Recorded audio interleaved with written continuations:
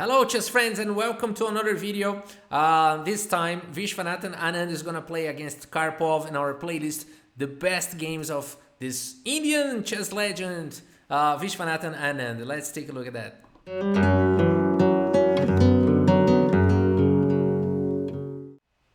Anand with the white pieces is facing Garry Kasparov for the World Championship match in 1995. They are in New York, Twin Towers, above the Twin Towers, in the top of the Twin Towers playing this match.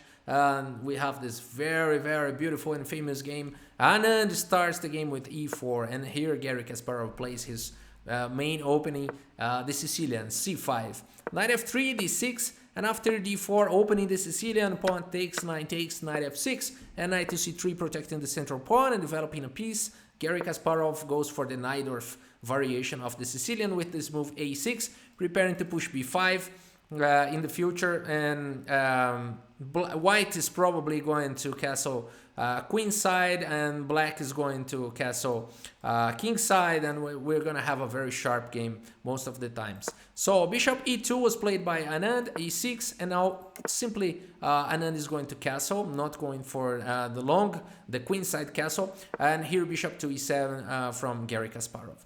a4 now not allowing, b5, and here knight to c6 developing, and bishop to e3 developing the last minor piece and also adding another protection to d4. Castling king side, and now f4. Viswanathan Anand already starts attacking here. Queen to c7 from Garry Kasparov, king to h1, now putting the king out of this diagonal, and here simply rook to e8, improving the position of the rook. Anand continues with bishop to f3, adding another protection to this pawn on e4, and also preparing to push e5 in the future. And here bishop to d7 from Garry Kasparov, and Anand continues with knight to b3. Knight to a5, now proposing the exchange of the knights. Knight takes a5, and queen takes a5, and now queen d3. Now here adding another protection to the knight, and also to the pawn, and also to the pawn on c2. And after rook from a to d8, Anand continues with rook from f to d1. Not allowing Kasparov to play d5, which would be a very good move when you play the Sicilian. You make all the preparations to play d5, but here Anand is not allowing that by putting too many pieces here. Look at that, how many efforts are being done to prevent Garry Kasparov from playing d5. So bishop to c6 was played. Now Garry Kasparov is really putting all his efforts also here to push d5, and here Anand doesn't allow this by playing this very astonishing and incredible move. b4 here is played against Garry Kasparov. Look at this position, how amazing it is. Now the queen is attacked, and it can no longer support d5 square, because no square here is available for the queen, and the queen cannot capture the pawn. This was indeed not played in the game, because rook to a to b1, and after queen a5, bishop to b6, and the queen would be trapped. So amazing continuation here, amazing move b4 from Viswanathan Anand. Garry Kasparov understands the danger and simply go back with queen to c7, and here Anand keep pushing. Now b5, and now bishop to d7, and Anand was very successful in preventing Garry Kasparov from playing d5. And now rook from a to b1, pawn takes, and now knight takes on b5, bishop takes b5, and here queen takes b5, and rook a8. So Garry Kasparov probably preparing to attack the queen and maybe double the rooks, and also to push d5 maybe sometime in the future. But now c4 simply here from Viswanathan Anand. And it's not okay to play rook a5 now, because the pawn is hanging on b7. So, and that's why also Anand didn't capture here on b7, because it would allow Garry Kasparov counter-attacking here with queen takes c2 and attacking on a4, and maybe black can equalize the game. So that's why here Anand wants to have the upper hand, and he continues with c4, now protecting the pawn, and here e5 from Garry Kasparov. Anand continues with bishop to b6, attacking the queen. Now queen goes to c8, and here f takes e5, d takes e5, and now a5.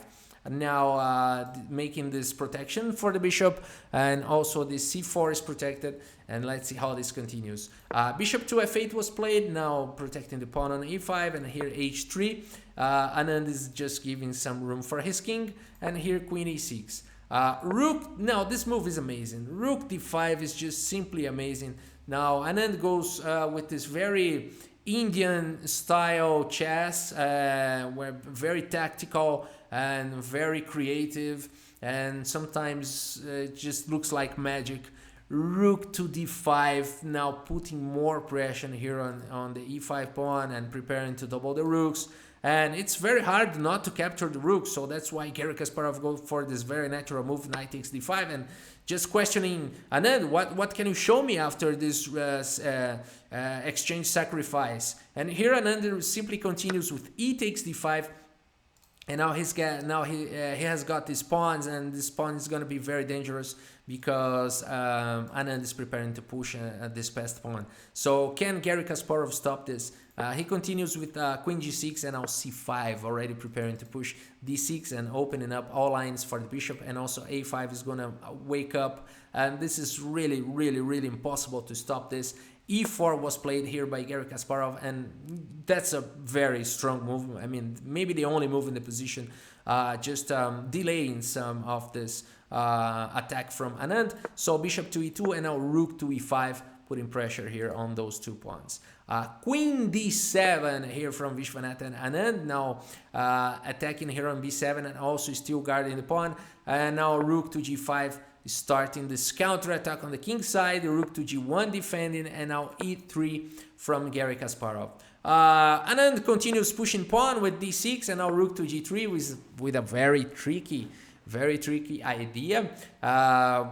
This is the last hope for Garry Kasparov. Anand continues playing with queen takes b7, and now he has got 3 passed pawns, and just for it's too much compensation for the exchange sacrifice.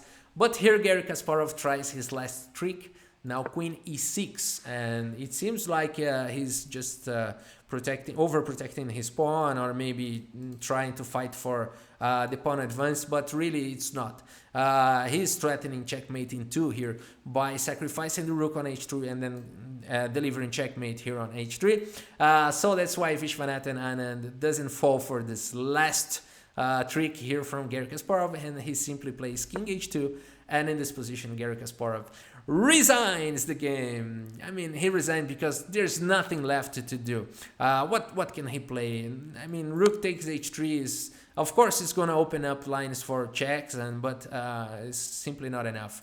After g takes e3 and bishop takes, for example, and queen takes, yes, Anand would have an open king, but he can simply play and king to h1, and there are no more checks, and now the rook is attacked, and Kasparov and Anand has 2 extra pieces, and still a passed pawn. So there's nothing Garry Kasparov could do in a position like this, and that's why he simply resigned the game after king h2.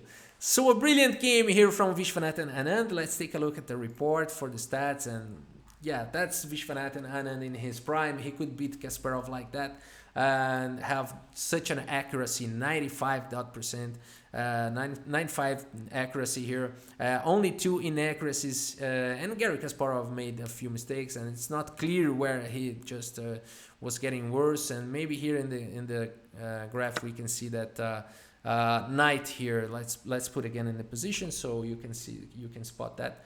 The computer points out that capturing the rook was not a good move, so Garry Kasparov fell for that. But besides that, black should, instead of that, black should have played something like h5 and just giving room for the king and not capturing the rook. And of course, Anand would be still improving his position, and it would be difficult for Garry Kasparov to hold this position anyway.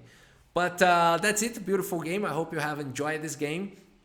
And if you like this channel, please consider subscribing. Okay, thank you so much for your audience, and see you next video.